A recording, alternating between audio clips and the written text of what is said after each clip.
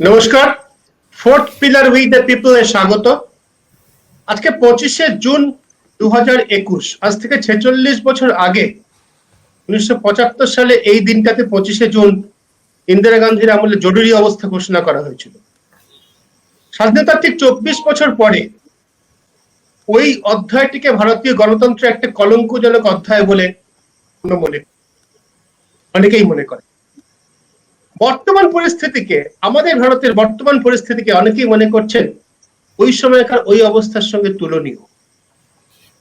যেভাবে ব্যক্তি স্বাধীনতা হরণ করা হচ্ছে, যেভাবে রাষ্ট্র নাগরিকের উপর চেপে বসছে, এবং যেভাবে স্বৈরতান্ত্রিক শাসন নানাভাবে সমস্ত প্রতিষ্ঠানগুলোকে, সাংবিধানিক স্বায়ত্তশাসিত সমস্ত প্রতিষ্ঠানগুলোকে দখল করে ফেলছে, তাতে জরুরি অবস্থা ঘোষণা না করলেও প্রায় কার্যত আমরা সেই রকম অবস্থার মধ্যে আছি অনেকে মনে করছেন।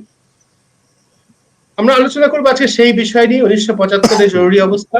আজকে আমরা যেখানে দাঁড়িয়ে আছি কতটা আজকের দিন তার সঙ্গে তুলনীয়, এ নিয়ে আমরা আলোচনা করব। আমাদের সঙ্গে অতিথিরা রয়েছেন। আমাদের সঙ্গে রয়েছেন সাংবাদিক শিখা মুখার্জি, আমাদের সঙ্গে রয়েছেন চলচ্চিত্র নির্মাতা শৈবাল মিত্র, আর রয়েছেন অনিকেত চট্টোপাধ্যায়। অনিকেত দুটোই, যদিও সাংবাদিক পরিচয়টা এখানে ব্যবহার করবো, চলচ্চিত্র নির্মাতাও বটে, সাংবাদিকও বটে। সকলকে স্বাগত। শিখাদি, তোমাকে দিয়ে শুরু করি আমি। আমরা প্রথমে খুব ছোট্ট করে 1975 সালের যেহেতু কথা বলে আমরা শুরু করছি, ওই সময়টা যে জরুরি অবস্থা ঘোষণা করা হয়েছিল এবং তারপরে 77 সালে যখন আমরা আবার গণতন্ত্র ফিরে পেলাম মাত্র 2 বছরের মাথায়, এই সময়টা তোমার নিজস্ব স্মৃতি যদি কিছু থাকে খুব সংক্ষেপে ছোট করে প্রথমে বলে শুরু করো, এবং এই প্রশ্নটা দিয়ে সকলকে দিয়ে শুরু করবো। মানে জরুরি অবস্থা আর আমার এমএ পড়া একই সঙ্গে শুরু হয়েছিল। আমি জেএনইউতে ভর্তি হলাম, জরুরি অবস্থাও সেই সময় লাগু হলো। ফলে আমার কাছে খুব খুব খুব সিগনিফিক্যান্ট ওই সময়, ওই 2 বছর যতদিন আমি এমএ পড়ছিলাম ততদিন জরুরি অবস্থা ছিল। সেজন্য সেটাকে আমি আমার জীবনের একটা খুব বড় একটা কি বলবো, একটা হিউজ ইভেন্ট বলবো। কিন্তু যেটা যেটা যেটা তোমার অডিয়েন্সের কাছে যেটা ইম্পর্টেন্ট, সেটা হলো যে জরুরি অবস্থা যে হতে যাচ্ছে সেটা আমরা জানতাম, এবং তার জন্য যে পরিস্থিতি হয়েছিল সেই সময়, যে আলোচনাগুলো হচ্ছিল সেই সময় কিন্তু আমরা জানতাম যে জরুরি অবস্থা হবে। ফলে যেদিন জরুরি অবস্থা জারি হলো তার আগে কিন্তু এক ধরনের একটা সংকেত আমরা পেয়েছিলাম যে কিছু কিছু লোকজনকে তারা অ্যারেস্ট করবে, এবং কাদের অ্যারেস্ট করবে, কেন অ্যারেস্ট করবে, সেন্সরশিপ হবে কি হবে না, এগুলো সমস্ত কিন্তু আলোচনার বিষয় ছিল সেই সময়। ফলে যখন যেদিন রাত্রে জরুরি অবস্থা জারি হলো, খুব ভোরবেলা হঠাৎ আমাদের বাড়িতে একটা ফোন এলো, এবং সেটা যিনি ফোন করছিলেন তিনিও একজন সাংবাদিক। আমার বাবা যেহেতু সাংবাদিক ছিলেন, তাকে ফোন করছিলেন, এবং আমাকে বললেন যে ইমার্জেন্সি হ্যাজ বিন ডিক্লেয়ার্ড বলে আমাকে কতগুলো নাম বললেন যে এরা সবাই অ্যারেস্টেড। তারপরে বললেন যে বাবাকে ডেকে দাও। আমি সেটা করলাম। তারপরে মানে অবশ্যই মানে জরুরি অবস্থা জারি হয়ে গেল, সেটাই আমাদের কাছে একটা বিশাল বড় ধাক্কা। কনসিকুয়েন্সেস ফর ডেমোক্রেসি, গণতন্ত্রের জন্য কি ধরনের একটা ধাক্কা, মানুষের ফান্ডামেন্টাল রাইট সাসপেন্ডেড হয়ে যাবে, এই ধরনের একটা চিন্তা ভাবনা, এগুলো কিন্তু সেই মুহূর্তে কিন্তু শুরু হয়ে গেল সেই সব আলোচনা। এবং তার পরবর্তীকালে যেভাবে খবরের কাগজের এডিটোরিয়াল পেজ ব্ল্যাঙ্ক রেখে দেওয়া গেল, যেভাবে সেন্সরশিপ ইন্ট্রোডিউসড হলো, যেভাবে নানান ধরনের রুমার্স। আজকে আমি দেখছিলাম যে ইন্ডিয়ান এক্সপ্রেসের সাইটে তারা ওই কতগুলো পাতা তারা ফ্যাক্সিমিলি তুলে দিয়েছে, এবং তাতে খুবই ইন্টারেস্টিং যে কি ধরনের রুমার, যে জগজীবন রাম, ওয়াইবি চাওয়ান তারা আন্ডার হাউস অ্যারেস্ট। ঘটনাচক্রে তারা হাউস অ্যারেস্টে ছিলেন না, কিন্তু আজকের পরিস্থিতি আর সেদিনকার পরিস্থিতির মধ্যে একটা বিশেষ তফাৎ আছে। সেটা একটা ঘোষিত এমার্জেন্সি, যেখানে সাসপেনশন অফ ফান্ডামেন্টাল রাইটস হয়েছিল, যেখানে সাসপেনশন আইন মোতাবেক সাসপেনশন সেন্সরশিপ জারি হয়েছিল। আজকের দিনে যখন সাংবাদিকদের ইন্টিমিডেট করা হচ্ছে থ্রু সিডিশন অ্যাক্ট, থ্রু সেখানে আমরা আজকের প্রসঙ্গটা পরে আসবো। আজকের প্রসঙ্গটা রেলেভেন্ট বিকজ এইটাই হলো একটা ছিল জারি মানে ঘোষিত এমার্জেন্সি, আজকে যেটা পরিস্থিতি সেটা হলো অঘোষিত এমার্জেন্সি। নিশ্চয়ই আমরা তাই মনে করি বলেই আলোচনাটা করছি, কিন্তু আজকের বিষয় বিস্তারিত আলোচনা পরে আসবো। আমরা আগে 75 সাল নিয়ে একটা আলোচনা শুরু করছি। তবে একটা কথা বলে নেই, তুমি যে সংবাদপত্রের কথা বললে, তখনকার পরিচিত, আমি ইংরেজি সংবাদপত্রের কথা বলছি, ইন্ডিয়ান এক্সপ্রেস এবং স্টেটসম্যান, তাদের কিন্তু প্রতিবাদী ভূমিকা ছিল। বাকি দুটো খুব বড় সংবাদপত্র, আমি নাম করছি না, তারা কিন্তু মোটেই সেই প্রতিবাদে অংশগ্রহণ করেনি। তারা কিন্তু গদি মিডিয়া বলি, তারা কিন্তু সেই ভূমিকাই পালন করেছিল। অন্য দুটো বড় কাগজ, আমি নাম করছি, ন্যাশনাল ডেইলি বোধহয় যাতে বলা, হিন্দুস্তান টাইমস আর টাইমস অফ ইন্ডিয়া, এই দুটো কাগজে কিন্তু সেই ধরনের কোনো ইয়ে ছিল না। কিন্তু একটা জিনিস আমি মনে করিয়ে দিই, আর কে লক্ষ্মণের কার্টুন, তার কার্টুন গুলো চালু ছিল না, ইন দ্য সেন্স যে উনি ওনার কমন ম্যানের যে কার্টুনটা সেটা উনি আর করতেন না, কারণ সেটা সেন্সার্ড হয়ে যাওয়ার একটা খবর ছিল। তিনি কার্টুন করতেন কিন্তু কমন ম্যানটা যেত না। শৈবালদা, আপনার স্মৃতিটা আমি শুনতে চাই খুব সংক্ষেপে প্রথমে, পরে আজকের বিষয়ে আমরা বিস্তারিত আলোচনায় আসবো। সরি শৈবালদা মিউট করা, শৈবালদা মিউট করা আছে, আমি আনমিউট করেছি, সরি, বলুন। আমার স্মৃতিটা একটু অন্যরকম, কারণ আমি তখন কলকাতার বাইরে শান্তিনিকেতনে, আমাদের যা হয় খুব চট করে তো খবর আসতো না তখন, খবরের কাগজ ইত্যাদি মাধ্যমে আজকের মতো তো অত মুহূর্তের এইসব দেখার ব্যবস্থা ছিল না। তো যখন খবর এসেছিল, আমার এইটুকু মনে আছে যে আমার একটু মানে ঠিক জানা ছিল না যে জরুরি অবস্থার বিষয়টা কি, কেন, এর মানেটা কি, সেটা ক্রমশ বুঝেছিলাম। তারপর আরেকটা স্মৃতি আছে আমার জরুরি অবস্থার সময়, সেটা হচ্ছে যে বোধহয় তার পরের বছর বা এরকম সময় এই গৌর কিশোর ঘোষের একটা লেখা আমাকে বলতে দাও, সেটা জেরক্স হয়ে কিভাবে যেন পৌঁছে গেছিল, সেটা আমাদের ছাত্রদের মধ্যে খুব ঘুরত। এবং ওই যেটা শিক্ষার্থী বললেন যে খবরের কাগজে সেন্সরশিপটা, মানে এডিটোরিয়াল জায়গাটা ফাঁকা ইত্যাদি, এগুলো দেখতে পেতাম। এবং ওই যে গৌরদার ওই লেখাটা একটা বিশেষ প্রভাব ফেলেছিল আমাদের তখনকার ওই শান্তিনিকেতনের ছাত্র মহলে। এইটা মনে হয় যে তারপর তো ক্রমশ আস্তে আস্তে জানতে পারলাম যে এইসব গ্রেপ্তার হচ্ছেন, হচ্ছেন, সে নানা রকম কাণ্ড কারখানা হতে থাকলো। কিন্তু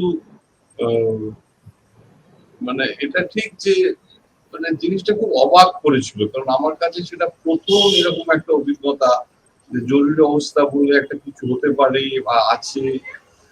তো সেই সব এইটুকু মনে পড়ে প্রাথমিক ভাবে।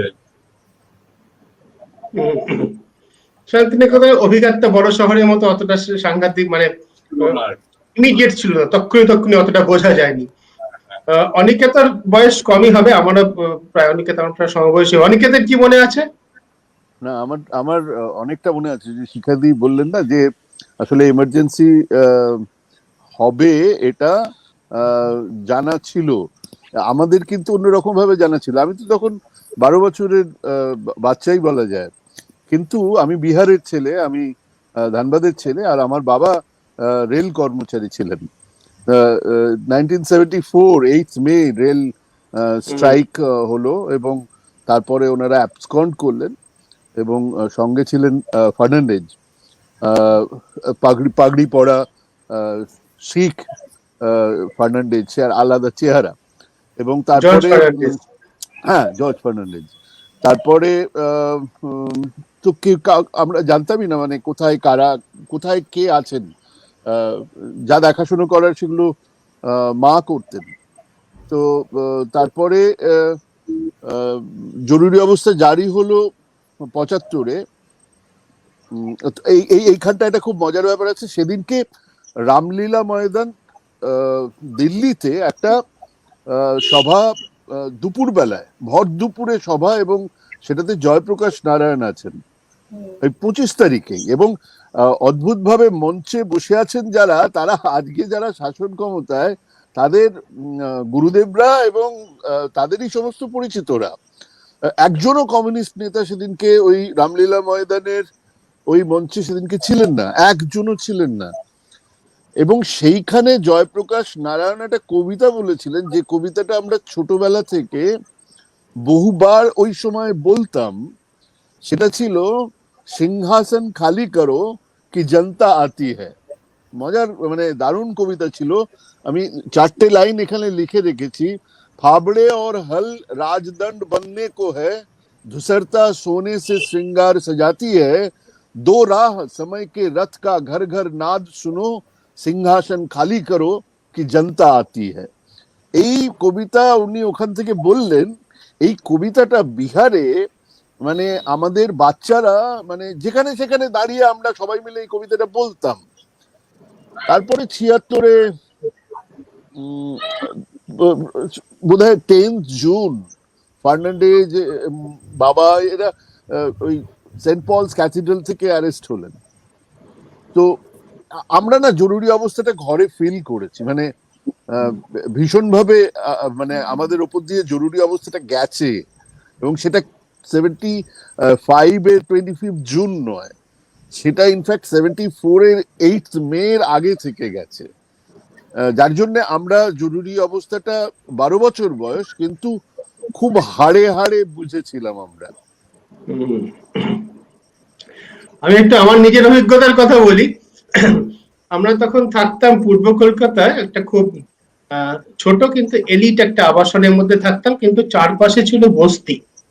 আমার জরুরি অবস্থা যখন ঘোষণা হয় তখন আমি ক্লাস 6-এ পড়ি, ক্লাস 7-এ পড়ি সম্ভবত, 7-এ পড়ি।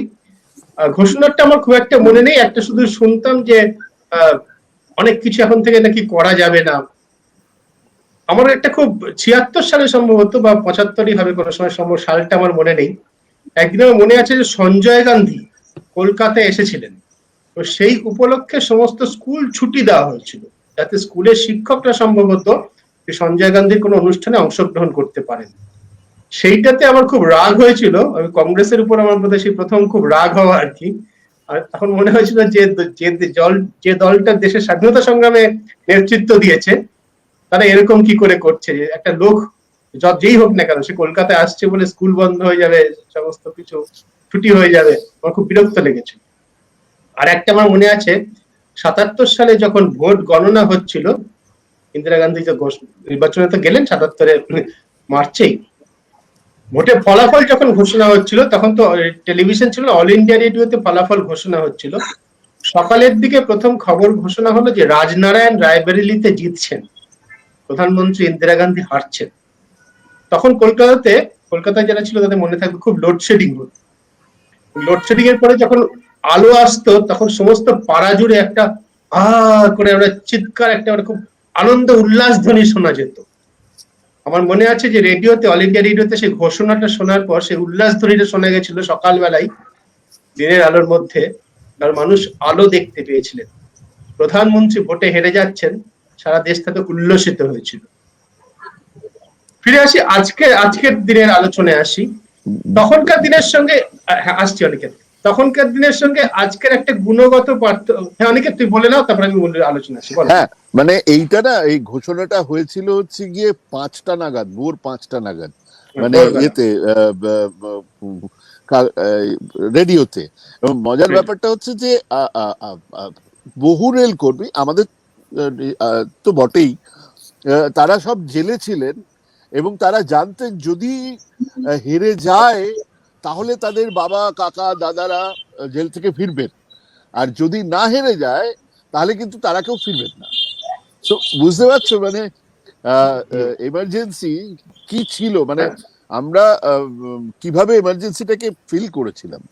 হ্যাঁ, তুমি তো একদম ব্যক্তিগতভাবে বাড়ির মধ্যে ফিল করেছো একদম অবশ্যই। একদম একদম একেবারে। আমরা যে রাজনৈতিক আলোচনাটা যাচ্ছি, সুদীপ্ত, আমি একটা জাস্ট বলে নিই, যেদিন যেদিন ওই রেজাল্ট বেরোচ্ছে সেদিন জেএনইউতে কি উল্লাস!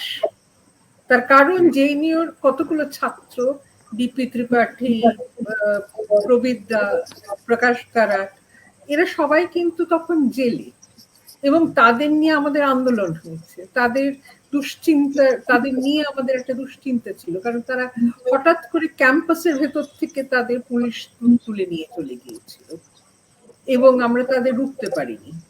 ফলে সেদিনকার দিন, সেদিন যেদিন তাদের তুলে নিয়ে গিয়েছিল, সেদিন যেমন আমরা শকড এবং ভীষণ রেগে গিয়েছিলাম, তার যেদিন ইলেকশনের রেজাল্ট এলো সেদিন কিন্তু ইকুয়াল ডিগ্রিতে আমাদের একটা উল্লাস। ওই যে 75-এর সঙ্গে 2021 আমরা তুলনা করছি, শিক্ষার্থী তোমার কথা থেকে এসে পড়লো, ওই বিশ্ববিদ্যালয় প্রাঙ্গণ থেকে, বিশ্ববিদ্যালয় ক্যাম্পাস থেকে ছাত্রছাত্রীদের তুলে নিয়ে যাওয়া, তাদের গ্রেপ্তার করা, তাদের জেলে রেখে দেওয়া, হুবহু একই জিনিস আমরা এখন দেখছি। 1 বছরের বেশি জেলে থাকার পরে দেবাঙ্গনা কলিতা, নাতাশা নারওয়াল আর আসিফ মোহাম্মদ তানহা তারা জামিন পেলেন মাত্র কয়েকদিন আগে, তাও হাইকোর্টের নির্দেশে, লোয়ার কোর্ট জামিন দেয়নি। আমি যে আলোচনাটা যেতে চাইছি সেটা হচ্ছে এই যে তখন যে জরুরি অবস্থা ঘোষণা করা হয়েছে সেটা আইন ব্যবহার করে ইন্দিরা গান্ধী করেছিলেন, প্রধানমন্ত্রী করেছিলেন। তার পিছনে অবশ্যই সমর্থন ছিল, তার নিজের ছেলে সঞ্জয় গান্ধী তখন খুবই সক্রিয়, পশ্চিমবঙ্গের মুখ্যমন্ত্রী সিদ্ধার্থ শঙ্কর রায় ছিলেন। কিন্তু তখন জরুরি অবস্থার পিছনে, ওই রকম স্বৈরতান্ত্রিক আবহাওয়া তৈরির পিছনে কিন্তু সারা দেশের একটা বড় অংশের আদর্শগত সমর্থন ছিল না। এখন যে আমরা স্বৈরতান্ত্রিক পরিবেশে বাস করছি তাতে কিন্তু সারা দেশের মানুষের একটা বড় অংশের আদর্শগত সমর্থন আছে।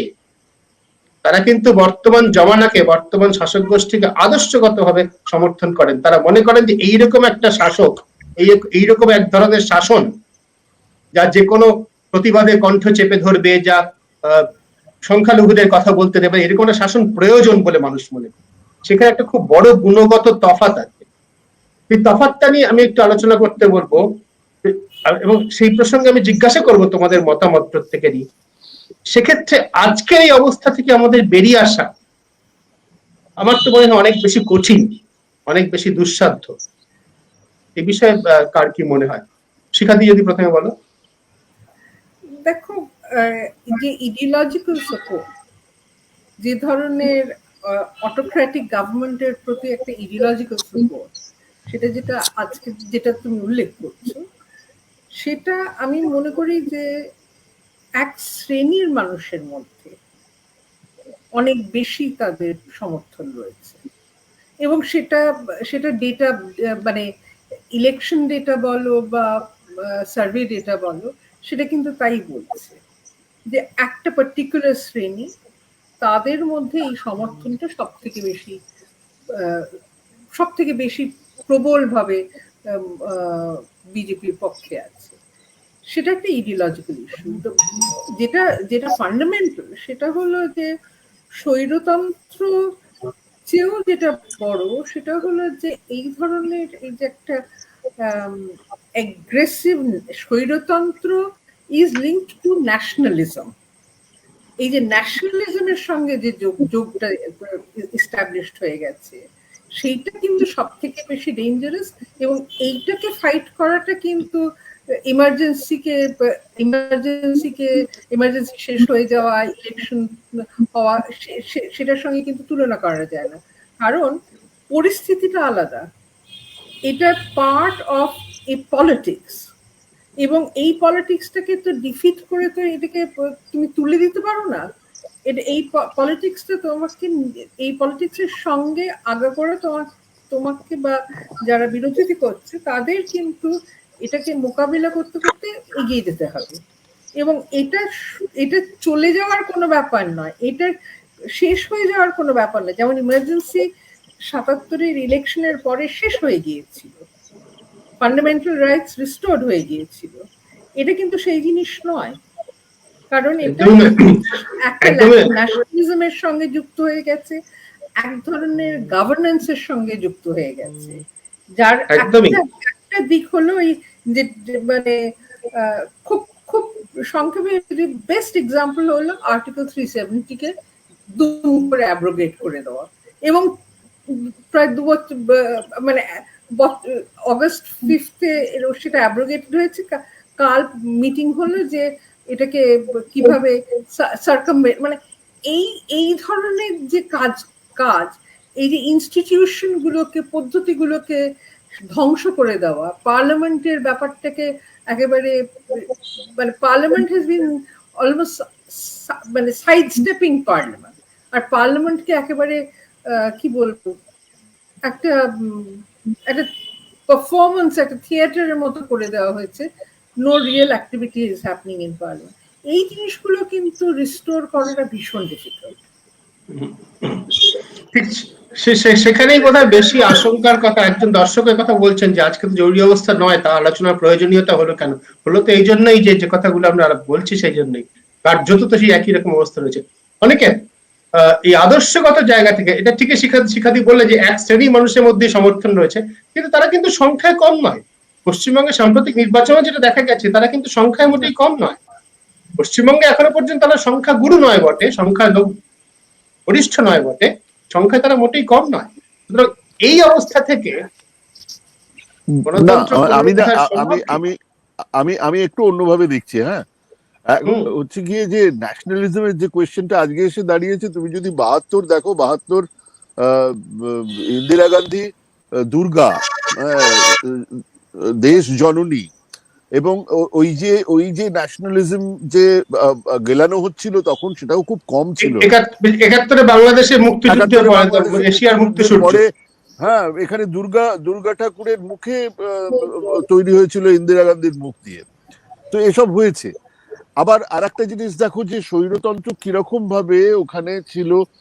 প্রত্যেকটা মন্ত্রীর কোনো ক্ষমতা ছিল না, বাইরের একটা কোটারি দিয়ে গোটাটাকে চালানো হচ্ছিল, এবং মাথায় ছিলেন ইন্দিরা গান্ধী এবং সঞ্জয় গান্ধী। প্রত্যেকটা মন্ত্রীর উপরে নজর রাখা হচ্ছিল, সবচেয়ে কাছের লোকটার উপরেও নজর রাখা হতো, তাদের মানে নির্দেশ দেওয়া হতো, এগুলো ছিল। মিডিয়াকে সেইভাবেই কিনে রাখা হয়েছিল during a long period of emergency, 75 থেকে 77 পর্যন্ত। মিডিয়ার যে বিরাট একটা রোল ছিল, মানে বিরোধিতা করার জায়গা ছিল, সেটা ছিল না, বা রাদার ছিলেন, কেউ কেউ মানার চেষ্টা করছিলেন। তফাৎটা ঠিক একটাই জায়গায়, তফাৎটা হচ্ছে গিয়ে যে তারা এটাকে, মানে ইন্দিরা গান্ধী বা কংগ্রেস, কেউই এটাকে, বা সঞ্জয় গান্ধী, কেউই এটাকে একটা ফিলোসফিক্যাল লেভেলে নিয়ে যান। এটা দর্শন, এটা যে একটা দর্শন, সেটার সঙ্গে ব্যাপারটাকে, মানে এরকম কোনো তাদের চেষ্টা ছিল না। তারা আইনগতভাবে একটা জরুরি অবস্থা এনেছিলেন, এবং সেই জরুরি অবস্থা চাপানোর চেষ্টা করছিলেন। বিভিন্ন উন্নয়নের কথা, বিভিন্ন সময়ে ট্রেন চলবে, হ্যানা ত্যানা, এই সমস্ত চলছিল। এবারে যেটা হচ্ছে সেটা হচ্ছে যে বাকি সব কটা এলিমেন্ট এক আছে, একটা এলিমেন্ট যোগ হয়েছে, সেটা হচ্ছে গিয়ে এটাকে একটা দর্শন হিসেবে রাখা হচ্ছে। একটা দর্শনের মধ্যে দিয়ে এই ন্যাশনালিজমকে রাখা হচ্ছে, একটা দর্শনকে সামনে রেখে মিডিয়াকে চুপ করার কথা বলা হচ্ছে, একটা দর্শনকে সামনে রেখে মানে মোদিজি যা করছেন সবটা ঠিক করছেন সেটা বলার চেষ্টা করা হচ্ছে। এইটা খুব সাংঘাতিক জায়গা, যে জায়গাটাকে কিভাবে সেই জায়গাটার সঙ্গে লড়াই হবে। এবার তুমি যে প্রশ্নটা করলে যে পশ্চিমবঙ্গে এত লোক ভোট দিয়েছে, যে পশ্চিমবঙ্গে এত লোক বিজেপিকে ভোট দিতে পারে, কিন্তু বিজেপির এই দর্শনকে কি তারা সমর্থন করে? না। এখনো পর্যন্ত সারা দেশের বিরাট সংখ্যক মানুষ এই দর্শনকে সমর্থন কিন্তু করে না, যে দর্শন ওরা চাপিয়ে দিতে চাইছেন। এবং এমনকি তুমি তাকিয়ে দেখো বিজেপির যে অনেকে আমি বলবো, তুমি বলছো যে মানুষ এই দর্শনকে সমর্থন করেন কিনা, সেই প্রশ্নের উত্তরে তুমি না বলছো, আমি কিন্তু উত্তরে বলবো জানি না। করতেও পারেন, নাও করতে পারেন, কিন্তু ভোট দিয়েছেন সেই দল। না, ভোট দেওয়া আর দর্শনকে সমর্থন করা এক নয়, সেটা তুমি বুঝতে পারবে যে যেখানে যে লোকগুলো এতদিন ধরে সিপিআইএম কে ভোট দিচ্ছিলেন, বামপন্থীদের ভোট দিচ্ছিলেন, তারা চলে গেলেন বিজেপিকে ভোট দিতে। তুমি কি বলছো সেটা দর্শনকে সমর্থন করে গেছে, মানে যাওয়া সম্ভব? মানে দর্শন টর্শন কিছু না। এখানে তৃণমূলের বিরোধিতা যারা করছে তারা বিজেপি, ওখানে অগপর বিরোধী যারা করছে তারা কংগ্রেসের বিরোধিতা আসামে যারা করছে তারা বিজেপি, এইরকম ভাবে ভাগাভাগিটা হয়েছে। এবং আমি বলছি না যে সেখানে একটা সংখ্যক মানুষ নেই যাদের এটা দর্শন আছে, কিন্তু সেটা এমন নয় যে সেটা ছাপিয়ে বেরিয়ে গেছে। কাজেই এইখানে আরেকটা যেটা বলছিলে যে বিজেপির দিকে তাকিয়ে দেখো, বিজেপির যারা যারা এমার্জেন্সি ফেস করেছিল তারা কিন্তু আজকে নেতৃত্বে নেই, তারা কিন্তু আজকে চালিকা শক্তি নয়। এই যে মিথ্যে কথা বলেন এই আমাদের প্রধানমন্ত্রী, ডাহা মিথ্যে কথা বলেন, এই গোটা এমার্জেন্সি পিরিয়ডে কোনো ডকুমেন্টে আমি কোথাও কোনোদিন ওনার নাম পাইনি, কোথাও কোনো ডকুমেন্টে উনি নেই, অ্যাবসেন্ট। এমনকি গুজরাট যেখান থেকে নবনির্মাণ আন্দোলন শুরু হচ্ছে সেখানেও যাদের নাম পাওয়া যাচ্ছে তার মধ্যে মোদি নেই, উনি পরে সেগুলোকে গুঁজেছেন। তো যার ফলে যারা এই এমার্জেন্সি ফেস করেছিল, সেই বালা সাহেব দেওরাজ তিনি আজকে নেই, অটল বিহারী নেই, আদবানির মুখে কোনো কথা নেই, যার ফলে এমনকি রাজনাথ সিং বা অরুণ জেটলি, সুষমা স্বরাজ, যারা সত্যি করে সেদিকে যে শিখাদি বলছিলেন জেএনইউর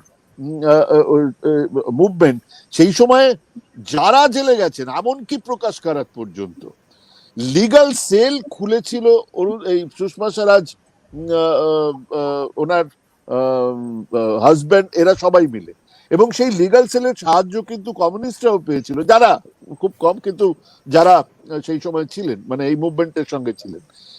আজকে বিজেপিটা হচ্ছে গিয়ে নব্য বিজেপি, এরা মোদির বিজেপি, যারা এমার্জেন্সির কোনো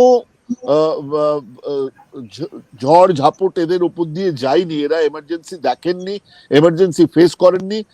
এরা আজকে একটা অঘোষিত এমার্জেন্সি নামানোর চেষ্টা করছেন, সেটাকে দর্শনে একটা মোড়ক দেবার চেষ্টা করেছেন। সেটা কিন্তু খুব সাংঘাতিক, সেটাকে ফাইট করা খুব সাংঘাতিক।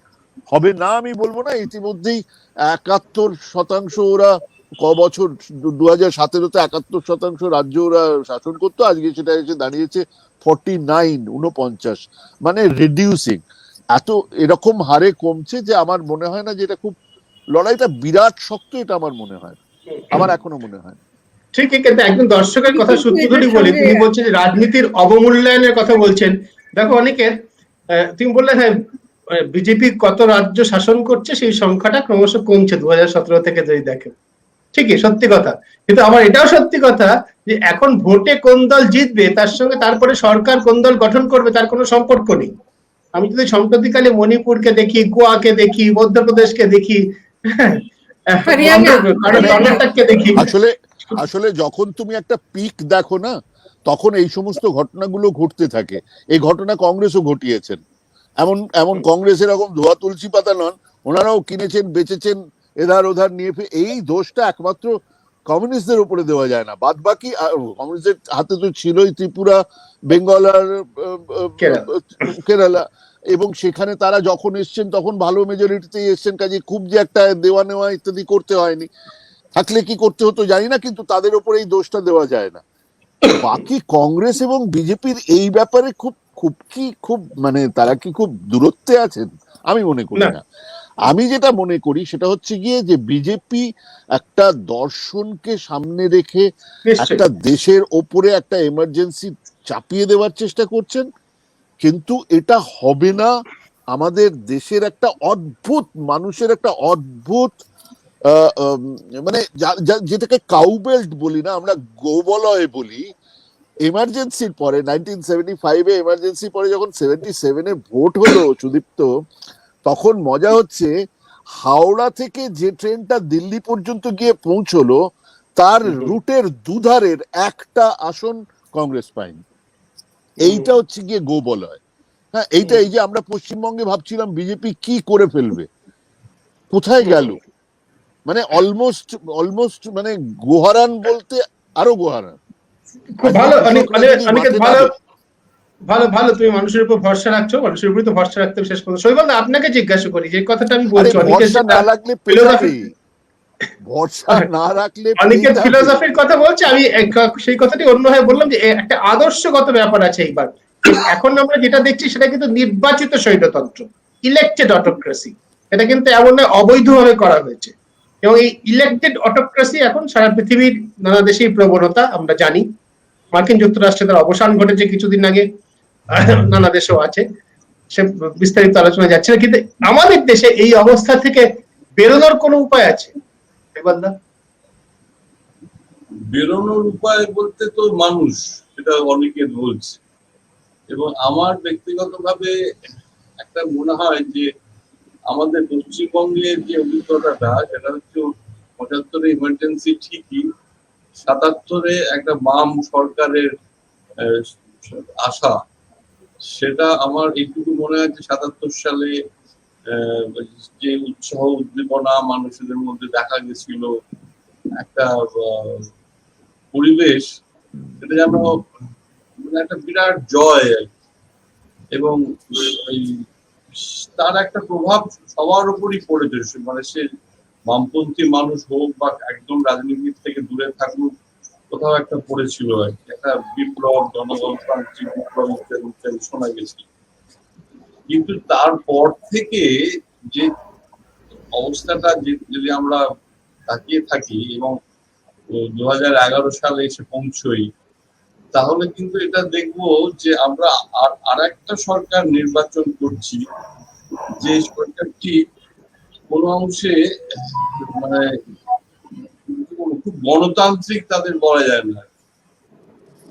তো সে পরিবেশটাও কিন্তু মানুষই ঘটাচ্ছে, আবার মানে নির্বাচনের মধ্যে দিয়ে। এবং পরে এই যে সাম্প্রতিক যেটা ঘটলো, যে বিজেপি এসে গেল, অনেক কিছু করবে, এই যে ব্যাপারটা আমাদের সবার মনে একটু ভয় ধরেছিল, সেখানেও দেখলাম যে মানুষ এমন ভাবে ভোট দিল যে বিজেপি এলো না।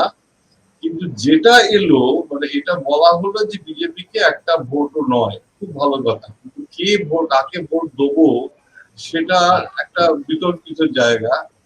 কিন্তু তারপর আমার যেমনটা মনে হলো যে মানুষ বেছে নিল যে এক অর্থে একটা, ধরুন আমরা যদি বলি একটা ফ্যাসিস্ট ফোর্স, আর একটা দিকে যদি বলি একটা লুম্পেন ফোর্স, আমরা লুম্পেন ফোর্সটাকে বেছে নিলাম, নিয়ে মনে করছি যে আমরা ফ্যাসিস্টদের আটকেছি। কিন্তু আমার কেমন ধারণা যে এই লুম্পেন তন্ত্র বা লুম্পেনোক্রেসি থেকেই ফ্যাসিজমের জন্ম হয়, এবং সে পরিবেশটা সেটা তৈরি করে।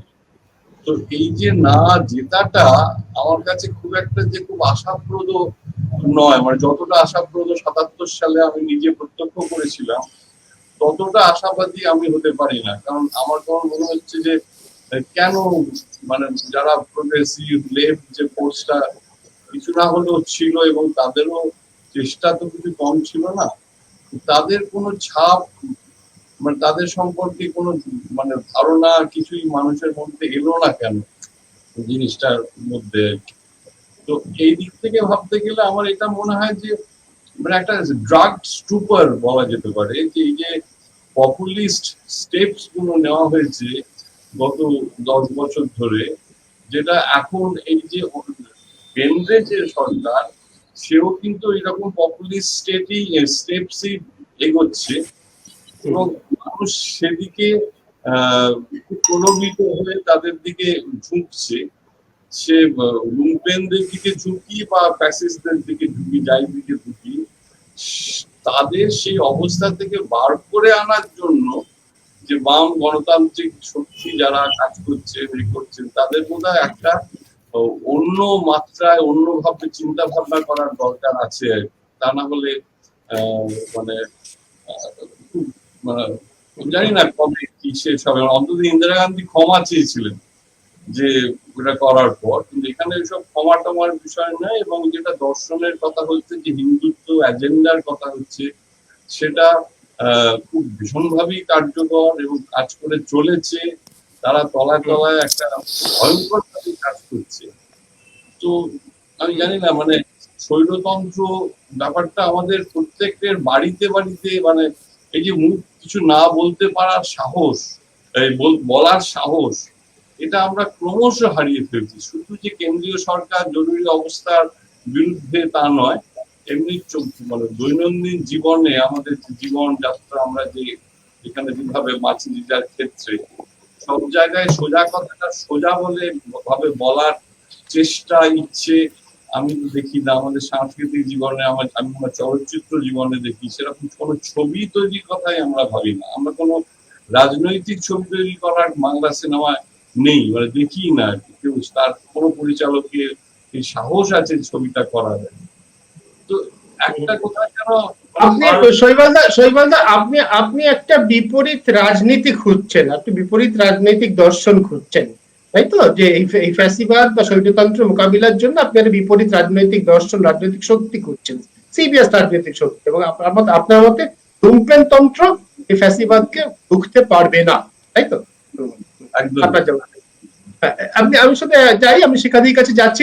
আমার নিজের একটা একটা বিষয় আমি যোগ করে দিই তাহলে তার সঙ্গে। ইন্দিরা গান্ধী যে ক্ষমা চেয়েছিলেন তার কারণ হচ্ছে তিনি আইনের প্রয়োগে একটা ভুল করেছেন।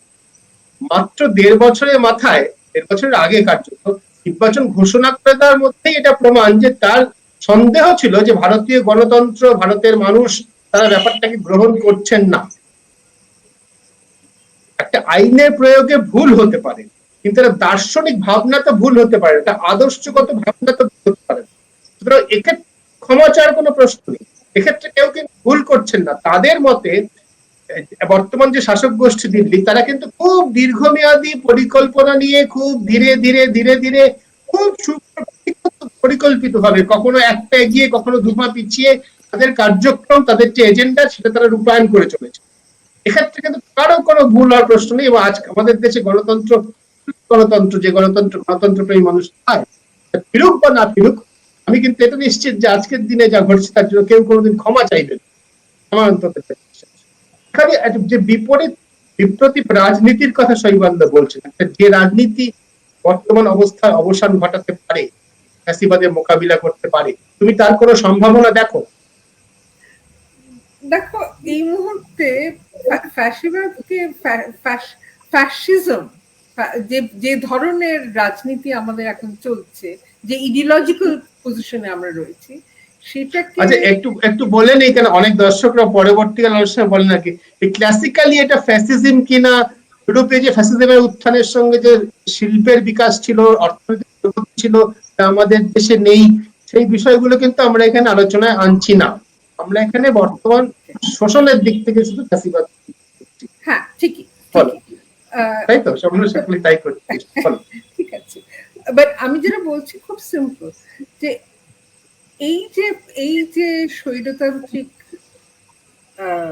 মনোভাব, এই যে ইডিওলজিক্যাল একটা পজিশন, এই যে আরএসএস এবং তার যে ইডিওলজি, সেটাকে মোকাবিলা করার জন্য অনেক ধরনের রাজনীতি আছে। এক হলো লিবারেল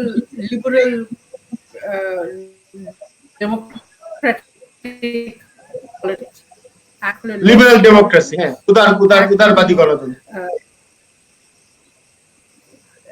মানে লিবারালিজমটাকে আমি এমফাসাইজ করছি। আমি মানে ইকোনমিক্সটা পরে আসছে। Liberalism is by itself, conservative liberalism by itself is an ideology. Liberal democracy তার একটা রাজনৈতিক একটা অস্তিত্ব আছে। সেই ধরনের রাজনীতি অলরেডি আছে, কিন্তু সেটাই তো পরাজিত হচ্ছে বারে বারে ইলেকশনের মাধ্যমে। এবং যে কারণে বিজেপি এত সাকসেসফুল, যে লিবারেল ডেমোক্রেটিক পার্টি যেগুলো রয়েছে তারা কিন্তু কোনোভাবেই সেটাকে মোকাবিলা করতে পারছে না। সেটা একটা। লেফট, সেটার দুর্বলতা এখন অনেক বেশি বেড়ে গেছে। ফলে এটা মোকাবিলা করার জন্য যে ধরনের রেজিস্ট্যান্স দরকার, যে ধরনের পলিটিক্যাল ইডিওলজিক্যাল মানে কনফ্রন্টেশন দরকার, সেটা কিন্তু এখনো তৈরি হয়নি। কিন্তু আমি অনিকেত বাবুর সঙ্গে একেবারে একমত যে একটা পিপলস কি বলবো ডিসঅ্যাপ্রুভাল বা ডিসঅ্যাফেকশন বলবো, এক ধরনের ডিসঅ্যাপ্রুভাল কিন্তু অনেকগুলো কারণে তৈরি হয়ে গেছে, যেটা বিজেপির পক্ষে একটা একটা পলিটিক্যাল প্রবলেম। এবং সেটা অনেকগুলো ইলেকশনের মধ্যে উনি রেফারেন্স দিচ্ছিলেন যে যেভাবে একটার পর একটা ইলেকশন হারছে। আমি বলবো যে খুব একটা সিম্পল একটা ইলেকশনের কথা, সেটা হলো উত্তরপ্রদেশে পঞ্চায়েত ইলেকশন জাস্ট এই এখনই শেষ হয়েছে। মানে ওটা ওই এপ্রিল মাসের 29 তারিখের মধ্যে ওটাকে কমপ্লিট করার কথা ছিল, রেজাল্ট বেরিয়েছে সেকেন্ড মে ঠিক পর। সেখানে দেখা যাচ্ছে যে বিজেপি হেরেছে, সমাজবাদী পার্টি অনেকগুলো সিট পেয়েছে, বিএসপি কিছু সিট পেয়েছে, অন্যান্য পার্টি ছোট পার্টি কিছু সিট পেয়েছে, আর একটা বিশাল বড় অংশ ইন্ডিপেন্ডেন্টরা সিট পেয়েছে। ফলে একটা rejection of BJP as government, মানে যেটা নিয়ে আমরা আলোচনাটা করছি, একটা ইডিওলজিক্যাল আলোচনা হতে পারে, একটা হলো স্বৈরতন্ত্র কিভাবে আমাদের ইনস্টিটিউশন এবং যে ডেমোক্রেটিক প্রসেস সেটাকে তারা তছনছ করে দিচ্ছে, সেটার বিরুদ্ধে কিন্তু এক ধরনের ভোটার রেজিস্ট্যান্স তৈরি হয়ে গেছে উত্তরপ্রদেশে। যে কারণে তুমি লক্ষ্য করে থাকবে যে উত্তরপ্রদেশে এই পঞ্চায়েতের ইলেকশনের পরে পরে যোগী আদিত্যনাথকে দিল্লিতে ডেকে নিয়ে যাওয়া, মন্থন হওয়া, এক ধরনের চার্নিং উত্তরপ্রদেশেও হচ্ছে, দিল্লিতেও হচ্ছে, এবং যোগী আদিত্যনাথের is part of this problem. এইটা যেটা হচ্ছে সেখানে কিন্তু দেখা যাচ্ছে যে একটা disapproval of the BJP as government, সেটা কিন্তু ক্রমশ আমার নিজের ধারণা যে কিছু অংশে এটা স্ট্রেংথেনড হয়ে গেছে, এবং পশ্চিমবাংলার ইলেকশনটা in that sense is a great influence. The rejection of BJP ভরসা রাখছো যে মানে মানুষের ভোটে নির্বাচনী প্রক্রিয়ার মধ্য দিয়ে এই পরিবর্তনটা আসবে আর কি। মানে মানুষের ভোটটা কিসে? তার কারণ তারা বিজেপি যে কতগুলো তারা যে কাজ করেছে তার বিরুদ্ধে তারা গেছে।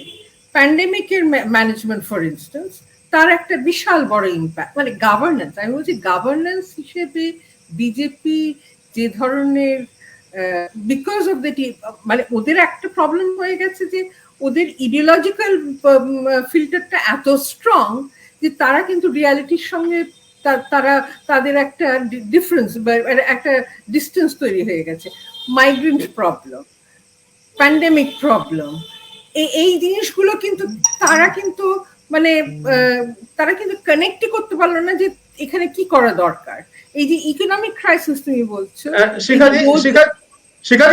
সেটা আমাদের বিশ্লেষকদের এখানে বসে মনে হচ্ছে বটে, কিন্তু আমরাই তো দেখেছি যে 2016 সালের নভেম্বরে ভোট বাতিল করা হলো, 2017 সালে উত্তরপ্রদেশে নির্বাচন হলো। ভোট বাতিলের ফলে গ্রামীণ অর্থনীতি, মফস্বলের অর্থনীতি কিভাবে ধসে পড়েছে, কিভাবে কিছু মানুষ সারা জীবনের জন্য জীবিকাচ্যুত হয়েছে, সবই আমরা দেখেছি। তারপর তো মানুষ ওই করে উত্তরপ্রদেশে বিজেপিকেই ভোট দিয়েছে। সুতরাং সরকারের পারফরমেন্সের উপরে ভারতে ভোট হয়, এটা কিন্তু আমি খুব একটা মানতে পারি না। সরকারের পারফরমেন্সের সঙ্গে ভোটে জেতাজেতির খুব একটা সম্পর্ক নেই। আমি বললাম না, তার কারণ তুমি যদি আজকে তো ইমার্জেন্সি নিয়ে আলোচনা হচ্ছে, ইমার্জেন্সির সময় ইমার্জেন্সির বিরোধিতা করেছিল মানুষ তা নয়। ওই ইলেকশনটার কথা, 77-এর ইলেকশনটার কথা যেটা বলছো, তুমি যদি মনে করো যে মানুষ ইমার্জেন্সি অ্যাজ এ প্রিন্সিপল সেটার বিরোধিতা করেছিল তা নয়, কিন্তু কতগুলো ইম্প্যাক্ট অফ সার্টেন মেজার্স সেটার বিরোধিতা করেছিল মানুষ। এবং তার তার মধ্যে সব থেকে বড় যেটা হয়েছিল সেটা হলো নাসবন্দি, ফ্যামিলি প্ল্যানিং, এনফোর্স স্টেরিলাইজেশন। এই যে কত মানুষ কখন গিয়ে তার কি বল পেশেন্স অথবা তার সীমানায় পৌঁছে যায় সেটা আমরা জানি না, সেটা এখন গেছে কিনা আমাদের দেখতে হবে। মানুষ খুব চট করে পলিটিক্যাল ইকুয়েশনটাকে চেঞ্জ করতে রাজি থাকে না। তার অনেকগুলো কারণ আছে, আমি সেগুলোর মধ্যে যাচ্ছি না, কিন্তু অত সিম্পলিস্টিক ভাবা মানুষকে অত সিম্পল ভাবে দেখাটাও আমার মনে হয় অন্যায়। তার কারণ তারা কিন্তু অনেকগুলো ক্যালকুলেশনের ভিত্তিতে অনেকগুলো জিনিস নেগোসিয়েট করে, অনেকগুলো চিন্তা করে তারা কিন্তু একটা ডিসিশনে পৌঁছয় যে আর এই দিয়ে আমাদের কাজ হবে না। একেবারে ঠিক, কিন্তু আবার এটা আমি নিজে বিশ্বাস করি, এটাও ঠিক যে এগুলো সবই ভোটের ফল বেরোনোর পরে বিশ্লেষণ করা যায়। ভোটের ফল বেরোনোর আগে মানুষ আদর্শগতভাবে আমার কথা বলার স্বাধীনতা চলে গেছে সেই বিচার করে ভোট দেবে, নাকি আমার বাড়ির সামনে নর্দমায় জল জমছে তা নিয়ে ভোট দেবে, এটা প্রেডিক্ট করা খুব মুশকিল, এটা প্রেডিক্ট করা যায় না। কিন্তু আমার বাড়িতে অক্সিজেন নেই বলে আমাকে পুলিশ দিয়ে হেনস্থা করা হবে বা আমাকে অ্যারেস্টের ধমকি দেওয়া হবে, এটা কিন্তু মানুষ খুব ভালো করে বোঝে। এবং যে শ্রেণী ডিমনিটাইজেশন তারই প্রমাণ শিখাতি, মানুষ বোঝে না, আমার নিজের কাজ চলে গেছে, নিজের হাতে টাকা নেই, তারপরে মানুষ বিজেপিকে ভোট দিয়েছে। অনেকের কথা শুনে নি, ফার্স্ট ইম্প্যাক্ট, তার পরবর্তীকালে যে ধরনের জিনিস তৈরি, যেভাবে রিয়াকশন, মানে it has impacted them in many different ways. অবশ্য ডিমনিটাইজেশনটা হচ্ছে ওই যে এই ধরনের স্বৈরতান্ত্রিক শাসকদের চমক দেওয়ার প্রবণতা থাকে তো, যে ইন্দিরা গান্ধীর যেটা ছিল, উনি কিন্তু প্রিভি পার্সের যে অবলুপ্তি ঘটিয়েছিলেন বা ব্যাংক ন্যাশনালাইজেশন বা কয়লা খনি জাতীয়করণ, ওটাই কিন্তু আগের থেকে ঘোষণা করে আমাদের সঙ্গে আলোচনা করে করেননি। নরেন্দ্র মোদী সেরকম ডিমনিটাইজেশন হোক বা এই ধরনের তার বড় বড় সিদ্ধান্ত কারোর সঙ্গে আলোচনা করে করেন না, এটা তার লক্ষণ, স্বৈরতন্ত্রের লক্ষণ আর কি। অনেককে তো অনেকক্ষণ ধরে কিছু বলার চেষ্টা করছি, সরি। আমি দু তিনটে জিনিস একসঙ্গে, মানে তার কারণ শৈবালদা এবং শিখাদি মানে এত ইন্টারেস্টিং কিছু জিনিস বলেছেন। 1789 5th মে, হ্যাঁ, ভার্সাইলতে ওখানে একধারে হচ্ছে গিয়ে রাজতন্ত্রের সমর্থকরা বসছে, আর ঠিক উল্টো ধারে বাঁধারে হচ্ছে গিয়ে যারা রাজতন্ত্রের বিরোধী তারা বসছে। তারা কারা? তাদের মধ্যে লুম্পেন রয়েছে, তাদের মধ্যে মাথাল, তাদের মধ্যে কবি, তার মধ্যে সাহিত্যিক, তাদের মধ্যে শ্রমিক, কৃষক, সবাই বসছে বাঁধারে যারা রাজতন্ত্রের বিরোধিতা করছে।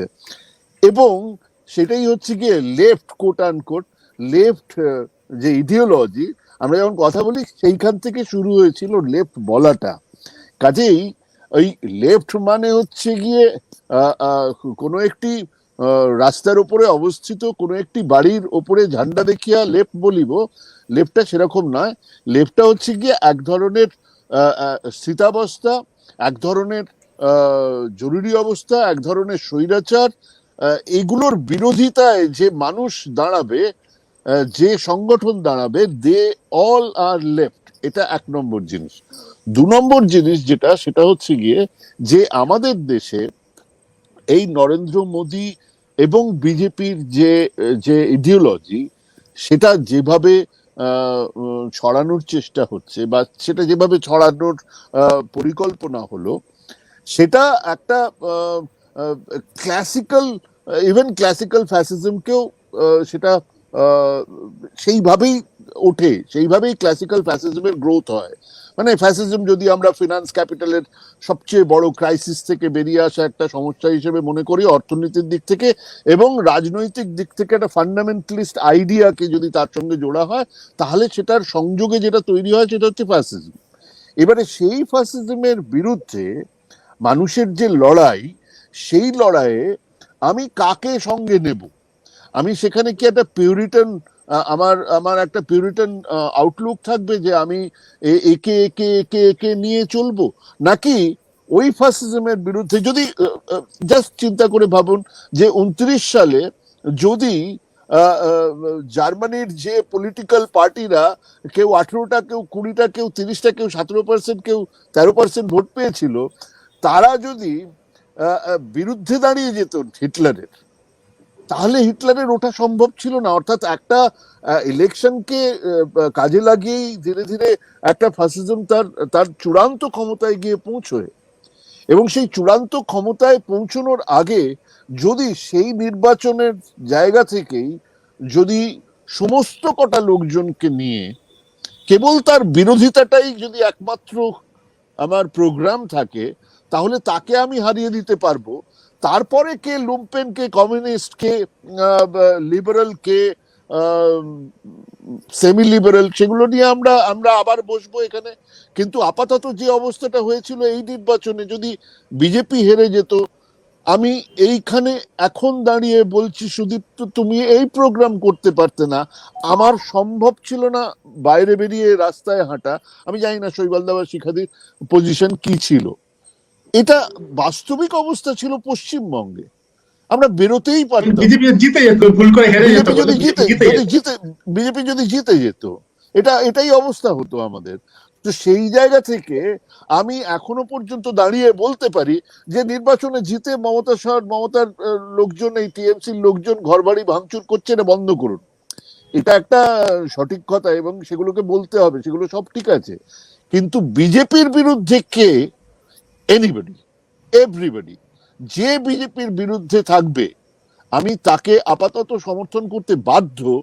কারণ ওই যে ওই ওই ওই সেই 5 মে 1789, একধারে রাজতন্ত্র, একধারে হচ্ছে গিয়ে রাজার সমর্থনে লোকজন বসে আছে, আর উল্টো ধারে যে আসছে পাড় মাতাল, লম্পট, কবি, শিল্পী, সাহিত্যিক, শ্রমিক, কৃষক, যে আসছে তারাই লেফট।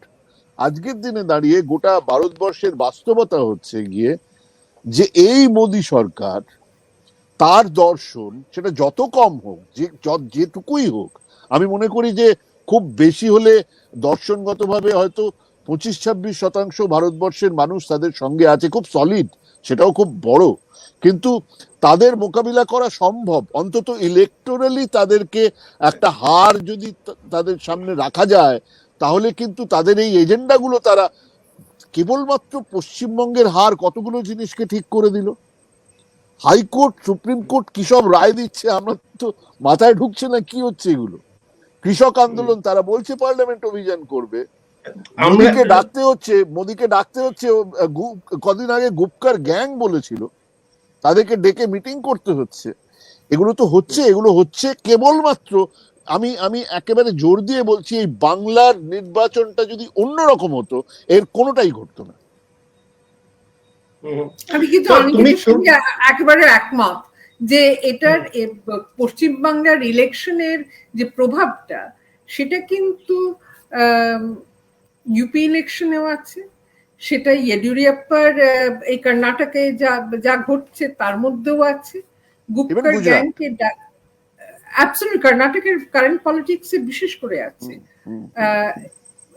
এই যে গুপকার গ্যাংকে ডেকে আলোচনা করার তার মধ্যেও আছে।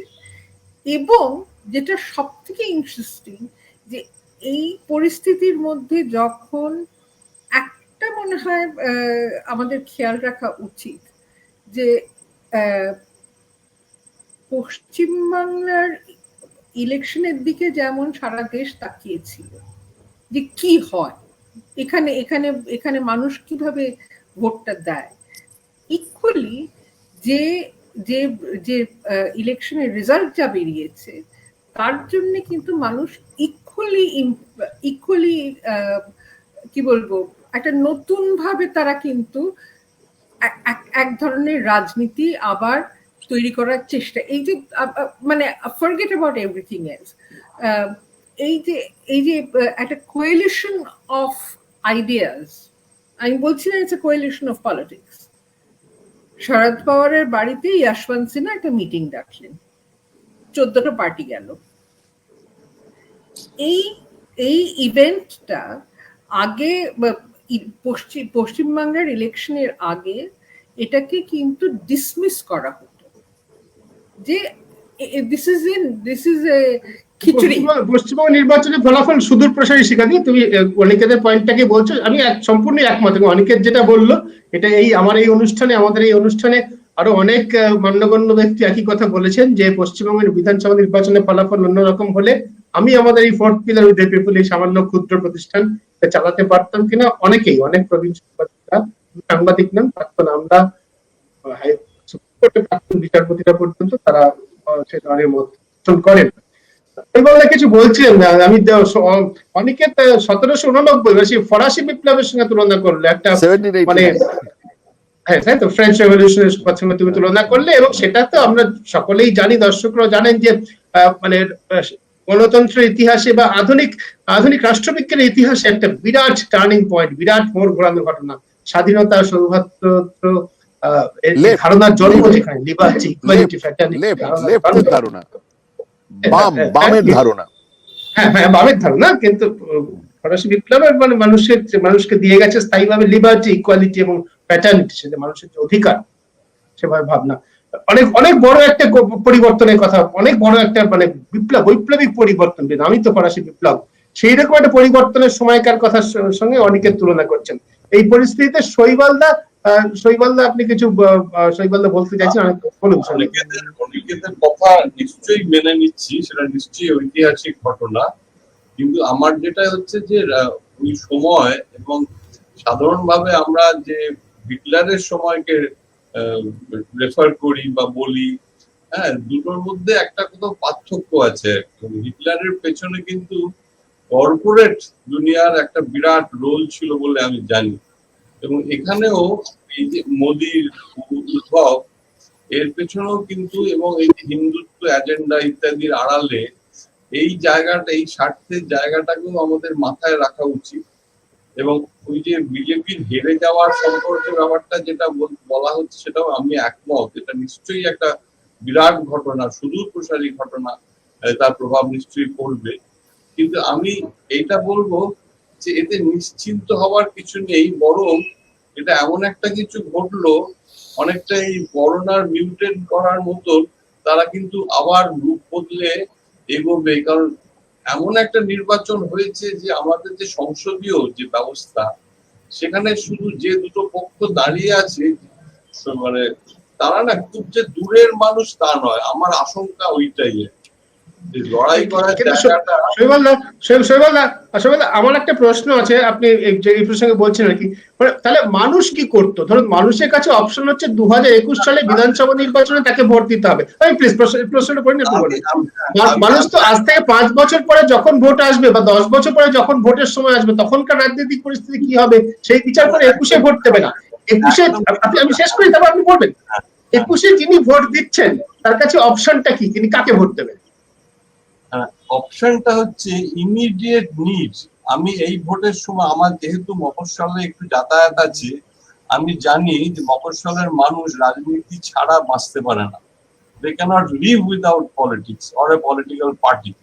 আমি যেটা বলছিলাম যে এই যে পপুলিস্ট মেজার্স গুলো এতই তাদের জীবনযাত্রাকে এতটাই আঁকড়ে ধরেছে, এতটাই ঘিরে ধরেছে, তারা কিন্তু সেফ প্লে করেছে যে আমি আরেকটা দলকে দিতে পারি, কিন্তু দিলে যদি আমার সুবিধাগুলো না পাই, আমার বেঁচে থাকার জায়গা, কারণ সেরকম ভাবে কোনো উন্নয়ন ঘটেনি, সেরকম ভাবে কোনো অপশনস তাদের সামনে আসেনি, সেরকম ভাবে কোনো চেতনা তৈরি হয়নি যে আমি আমার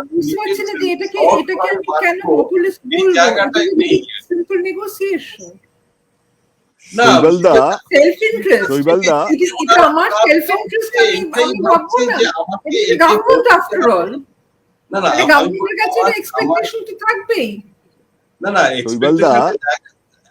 এবারে যে প্রশ্নটা এসেছিল সেই জায়গা থেকে, যারা যে ভোটগুলো দিচ্ছিল বা দিয়েছে, আমি এইটুকু বুঝেছি যে ওই সাঁকোটাকে বেশি না নাড়ানো, somehow I survive।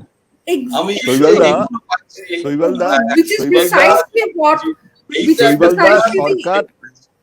শৈবালদা সরকার চিরকালই এই কর্পোরেট, এই ব্যবসায়ী, এই যাদের কাছে অর্থ আছে তাদের সার্ভাইভ করারই ব্যবস্থা এতদিন করে এসেছে না। মাঝে মধ্যে সরকার যদি একটু গরিব লোকজনগুলোকে সার্ভাইভ করার বন্দোবস্ত করে, সেটাকে পপুলিস্ট বলবো কেন? আপনার কাছে এই সামান্য টাকাটা খুব কম, একটা সাইকেল দেওয়াটা আমার কাছে কিছুই নয়, কিন্তু একটা গ্রামে মেয়েদের কাছে সাইকেলটা পৌঁছানো মানে তারপরের ডিমান্ডটা তৈরি হওয়া রাস্তার।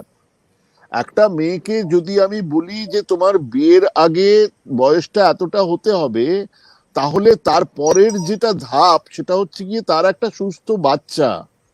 মানে এগুলো না সবকটাই ওরকম এক কতগুলো ইনফরমেশন দেবো। তুমি যেটা বলছো ঠিক, আমি তোমায় বলছি যে এই যে এই যে এগুলোকে দেওয়া হয় কি বলে, এই যে ট্যাব, 10,000 টাকার ট্যাব কি না বাচ্চাটা মেয়েটা পড়বে। আমি তোমাকে বলছি, আমি তোমাকে উদাহরণ দিয়ে দেবো, সেই 10,000 টাকা নিয়ে দেবেন তো? সে তার নিজের মেয়ের বিয়ে দিয়েছে। আমি আমি আমি আপনাকে আরো আমি আমি কিন্তু আরো- এটাও না, ঠিক, না, আমি এটাও ঠিক আপনাকে শৈবাল বাবু, আরো যে আমি এই যে আপনাকে এই যে এক এই মিনিট, যে এক মিনিট। এই যে এক কন্যাশ্রী আর দুই শিখাদি বললেন, রূপশ্রী, উনি কাছে শিখাদি বললেন। দুটো মিলিয়ে যেটা হয়েছে যে চাইল্ড ম্যারেজের সংখ্যা পশ্চিমবাংলায় যাচ্ছিল, সেটা কিন্তু একটা হ্রাস পেয়েছে। এবং হ্যাঁ, পেয়েছে, যতক্ষণ কিন্তু না সেটা ইন্টারভেনশনটা হচ্ছিল না, ততক্ষণ কিন্তু এই সিচুয়েশনটার কোনো পরিবর্তন আসতে পারেনি। তার ঠিক কারণ না, এই যে তার আমি তার যেটা আগের যে বলছি, সরকার তারা কিন্তু চাইল্ড ম্যারেজের দিকে জানি না, চোখ ফেলে। চাইল্ড ম্যারেজ এখনো হয়, না না হয়তো কেউ বলছে না যে হয় না, কিন্তু সংখ্যার দিক থেকে যদি আপনি দেখেন, অপরচুনিটি যদি দেখেন, তাহলে কিন্তু একটা পরিবর্তন ঘটেছে। আপনি কি সেই পরিবর্তনটা চাইবেন না? আসলে অনেকে একসঙ্গে কথা বললে কারো কথা শোনা যাবে না। শৈবাল এক মিনিট শিখাদি, এক মিনিট। Sorry. আমি বলছি সকলে একসঙ্গে কথা বললে কারো কথাই শোনা যাবে না। মানে এই যে 100 দিনের কাজের জন্য যে টাকা দেওয়া, আমি 100 দিনের কাজে গিয়ে দেখেছি যে চারটে কোদাল দিয়ে মাটি কুপড়ে একজন লোক 10,000 টাকা মাসের শেষে পেলো, আমার পরিচিত, তার থেকে 3,000 টাকা সেই পঞ্চায়েতের লোকটিকে দিয়ে দিল। এই হচ্ছে 100 দিনের কাজ। আপনি শৈবালদা, আপনি এইটুকু আমাকে বলুন, এই যে এক এটা মিনিট, কি হচ্ছে? আপনি এইটুকু দেখেছেন, আপনাকে আরো তথ্য দিচ্ছি নিন। এই যে গ্রামের পঞ্চায়েতের 100 দিনের টাকা, তাই দিয়ে শিব মন্দির তৈরি হচ্ছে। আমি আপনাকে তথ্য দিচ্ছি, কিন্তু না আমি তো আমি এগ্রি করছি, কিন্তু মজাটা হচ্ছে যে অর্থনীতির খুব সোজা একটা তত্ত্ব কাজ করে। সেটা হচ্ছে গিয়ে যে সেকশনের মধ্যে আপনি ডাইরেক্ট বেনিফিট ক্যাশ টাকা দিতে পারবেন, সেই সেকশনের মধ্যে অর্থনীতির একটা চলন শুরু হয়, তার একটা গতি বাড়ে। সেই গতিটা আপনি যদি পশ্চিমবঙ্গের গত বছরের ইতিহাস দেখেন, অর্থনীতির ইতিহাস, গ্রামীণ অর্থনীতির ইতিহাস, তাহলে দেখবেন যে গত 50 বছরের তুলনায় গত 10 বছরে এই গ্রামীণ অর্থনীতির একটা সাংঘাতিক ভাবে বেড়েছে। তার যে চলন, তার যেটাকে আমরা বলি যে একটা টাকা আমার কাছে রাখবো না, একটা টাকা আমরা চারজন দিতে শুরু করব। আমি শিখাদিকে দিলাম, শিখাদি আপনাকে দিলেন, উনি এই যে দেওয়া হতে শুরু করলো, একটা মোমেন্টাম তৈরি হয়ে এলো। এইটাই গ্রামীণ অর্থনীতিকে আজকে দাঁড় করালে, পশ্চিমবঙ্গের এই জায়গায় দাঁড় করাচ্ছে, যে এখানে একটা মোমেন্টাম তৈরি হয়েছে। সেগুলো কিন্তু এইখান থেকে আপনি যেটা বলছেন সকলকে বলছি, প্লিজ, আমি সকলকে বলছি, আমরা আসলে আলোচনাটায় খুব ছোট পয়েন্ট, সেটা হলো যে আমরা যখন একটা আলোচনার মধ্যে রয়েছি, তখন কিন্তু তথ্যভিত্তিক হওয়া উচিত। ফলে এই যে আপনি ট্যাবের কথাটা বললেন, সেটা কিন্তু তথ্যভিত্তিক নয়।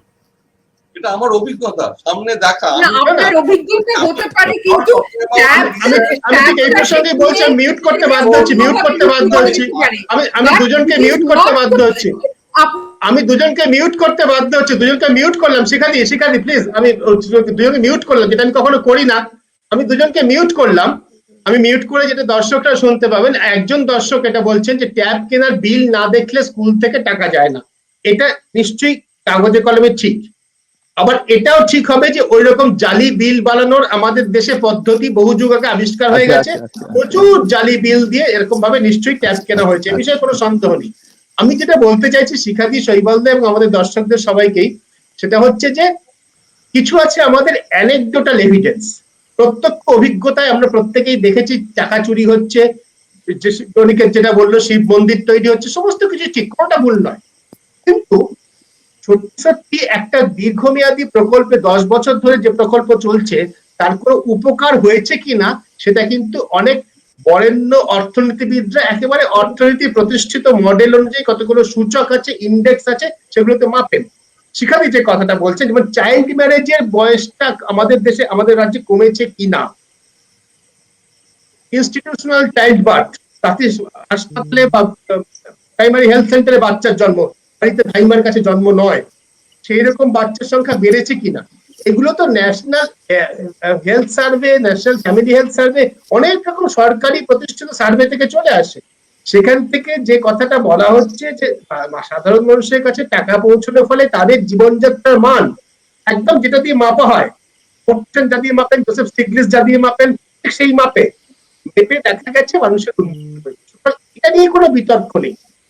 এটা নিয়ে বিতর্ক আছে, সেটা হচ্ছে তা সত্ত্বেও চুরি চামারি প্রচুর হয়, তা সত্ত্বেও প্রত্যেকের রবীন্দ্রের অভিজ্ঞতা ঠিক, অনিকেতের অভিজ্ঞতাও ঠিক, সাংবাদিক হিসেবে আমার অভিজ্ঞতাও ঠিক, একদম হয়, কোনো সন্দেহ নেই।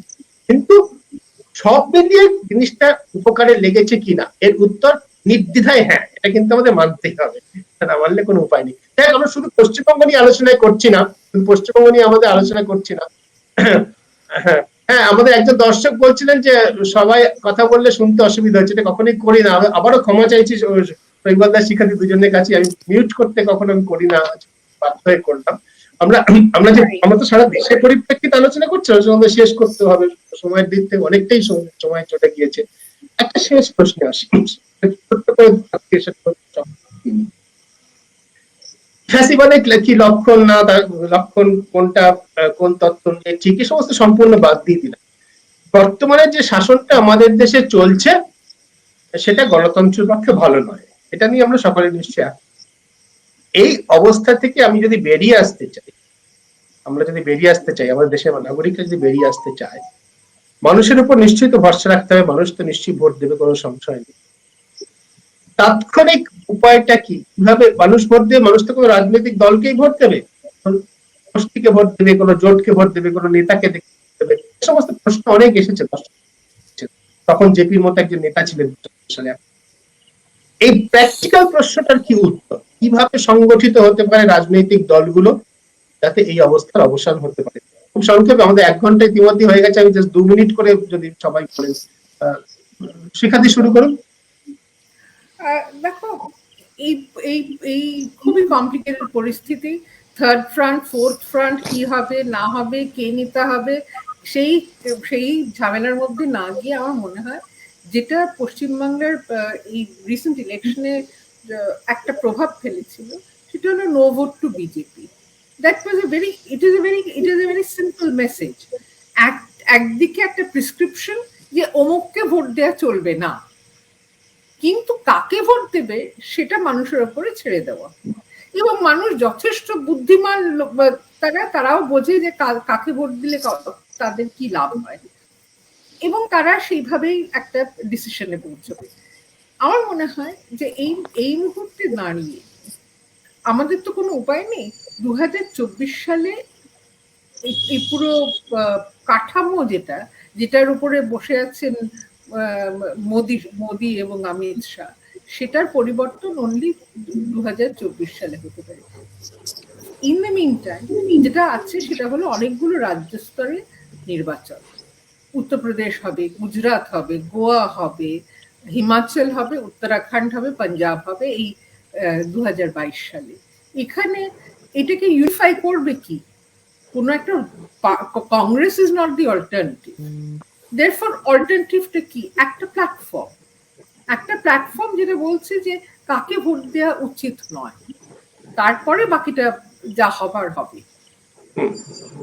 সেই জাতীয় একটা প্ল্যাটফর্মে কিছু সর্বভারতীয় স্তরে হবে বলে করতে হবে। বিকজ 2022 সালে তোমার এতগুলো very important state, Uttar Pradesh, Gujarat. শৈবালদা প্র্যাকটিক্যাল উপায়টা কি বিজেপিকে হারানোর? প্র্যাকটিক্যাল উপায় মানে সেরকম তাৎক্ষণিক কোনো উপায় আছে বলে আমি মনে করি। এটা সম্পূর্ণভাবেই একটা অবস্থার নিরিখে মানুষ নিজেই ঠিক করবে, এটা একটা ন্যাচারাল প্রসেস। আমার একটা কেমন ধারণা যে ভারতবর্ষের লোকের মধ্যে একটা ইনহেরেন্ট শক্তি আছে, জিনিসটাকে সামহাউ দে আন্ডারস্ট্যান্ড। তারা খুব শিক্ষিত লোক নয়, তাদের যতই যাই বলা হয় তারা বুঝবে এবং সেইটা কাজ করবে কোথাও। চিন্তা হচ্ছে যে কাজটা যেটা পশ্চিমবঙ্গের ক্ষেত্রে হলো ওই রকমই একটা কিছু হলে তখন বিপদ। মানে এমন আমি বলতেই পারি 2024-এর পর মোদী থাকছে না, কিন্তু কে থাকবে, কেন থাকবে, কিভাবে থাকবে, এইটা হচ্ছে বড় প্রশ্ন। সেই শক্তিকে এর মতো নিজেকে তৈরি করে তুলতে অনেকে না, আমি তো মানে সদম্ভে ঘোষণা করতে পারি যে আমরা কিছু লোকজন পশ্চিমবঙ্গে ভোটের আগে নো ভোট টু বিজেপি ক্যাম্পেইনটা আমরা শুরু করেছিলাম 4 ফেব্রুয়ারি। সুদীপ্ত দা জানো, তোমাকেও নেমন্তন্ন করেছিলাম। আমরা ওখানে এই ক্যাম্পেইনটা শুরু করার পরে এটা একটা অদ্ভুত টার্ন নিয়েছে এবং আমরা বুঝেছি যে মানুষ এই ক্যাম্পেইনটা ছড়িয়েছে কেবলমাত্র, আবার তারপরে আমাদের হাতেই থেকে যায়নি, বিভিন্ন জায়গা থেকে নো ভোট টু বিজেপিটা শুরু হয়ে গেছে এবং সেটা মানুষ নিয়েছে। এবার প্রশান্ত কিশোর কিন্তু এইটা বুঝেছেন, মানে এই নো ভোট টু বিজেপি ক্যাম্পেইনটা কিন্তু খুব ক্লোজলি উনি ফলো করেছেন। উনি সেই মডেলটাকে গোটা দেশে আনতে চাইছেন, গোটা দেশের একটা মঞ্চ তৈরি করতে চাইছেন যেটা নো ভোট টু বিজেপির কল দেবে। এবং ঠিক এই মুহূর্তে এটাই আমাদের কাছে সবচেয়ে বড় কাজ। বিজেপিকে ভোটটা দেব না, বিজেপিকে হারাবো, বিজেপিকে শেষ করব, হুএভার কামস। আমার কাছে ওই বললাম যে ওই আবার সেই 1789 আমার রাজতন্ত্রের উল্টো ধারে পাঁড় মাতাল, না লম্পট, না কবি, না শিল্পী, না শ্রমিক, না কৃষক, আমি কিচ্ছু দেখিনি তাদেরকে লেফট বলেছি। আজকে বিজেপির বিরুদ্ধে বিজেপিকে হারানোর জন্য যে ফোর্স আসবে, আজকে এখানে নো ভোট টু বিজেপি সুবিধা হয়তো মমতা পাবেন, ঠিক কেরালায় নো ভোট টু বিজেপি সুবিধা হয়তো বিজয়ন পাবেন, নো ভোট টু বিজেপি তামিলনাড়ুতে হয়তো স্টালিন পাবেন, নো ভোট টু বিজেপি আন্ধ্রে হয়তো জগন রেড্ডি পাবেন, আবার সেরকম অমরিন্দর সিং হয়তো পাঞ্জাবে পাবেন, গেহলট হয়তো রাজস্থানে পাবেন, ফারুক হয়তো কাশ্মীরে পাবেন। কিন্তু নো ভোট টু বিজেপি, বিজেপিকে একটাও ভোট নয়। এই ক্যাম্পেইন গোটা দেশ জুড়ে হবে, এটাই হতে চলেছে। আরো এই যে জাভেদ আখতার ওখানে হাজির ছিলেন, বা আশুতোষ হাজির ছিলেন, বা ডক্টর অরুণ কুমার অর্থনীতিবিদ উনি হাজির ছিলেন। এনারা কিন্তু পলিটিক্স করতে যাননি, ওই মঞ্চটা তৈরি হচ্ছে এবং আগামী দিনে এই মঞ্চ তৈরি হচ্ছে। আগামী দিনে প্রত্যেকটা রাজ্যে এই ক্যাম্পেইন হবে। অলরেডি কৃষকরা এই ক্যাম্পেইন শুরু করে দিয়েছে নো ভোট টু বিজেপি। মানে উত্তরপ্রদেশে সমস্ত রাজ্য থেকে ওখানে লোকজন যাচ্ছেন কেবলমাত্র এইটা ক্যাম্পেইন করার জন্য, নো ভোট টু বিজেপি। কাজেই আমার যেটা ধারণা, আমার যেটা মনে হচ্ছে যে এটাই আমাদের কাছে একমাত্র রাস্তা। আগে ওই যে যেরকম কে হারালো রাজনারায়ণ, একটা উদম পাগল লোক, বিশ্বাস করো তার আগেও আমি তাকে মিট করেছি, আমাদের বাড়িতে এসছেন, তো উদম পাগল লোক, সে হারালো হচ্ছে গিয়ে ইন্দিরা গান্ধীকে। তো এই যে উনি বিশ্বাস করছেন নেতাজি হচ্ছে গিয়ে ইউপিতে বসে রয়েছেন, তো এরকম একটা লোক, হ্যাঁ, তিনি হারিয়ে দিলেন কাকে? ইন্দিরা গান্ধীকে।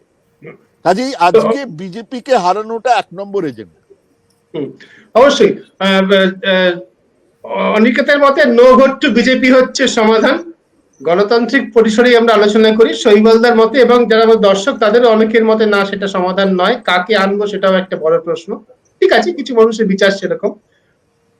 অনিকেতের কথায় সূত্র ধরে একটা জিনিস বলে শেষ করব। আমাদের বোধহয় খেয়াল রাখা উচিত যে 1977 সালে মার্চ মাসে রায়বেরেলি কেন্দ্রে প্রধানমন্ত্রী ইন্দিরা গান্ধীকে, ওই যে যেটা অনিকেত বলছিল প্রায় উন্মাদ একজন লোক, প্রায় পাগল একজন লোক, তিনি হারাননি, ভারতের মানুষ হারিয়েছিলেন।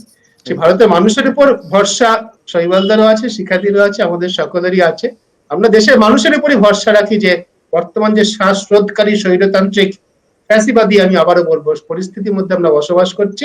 আমাদের দেশের মানুষ তাদের প্রজ্ঞা, তাদের বুদ্ধি, তাদের ক্ষমতা, তার উপরই একমাত্র আমরা ভরসা রেখে বিশ্বাস করতে পারি যে এই স্বৈরতন্ত্রের অবসান হবে।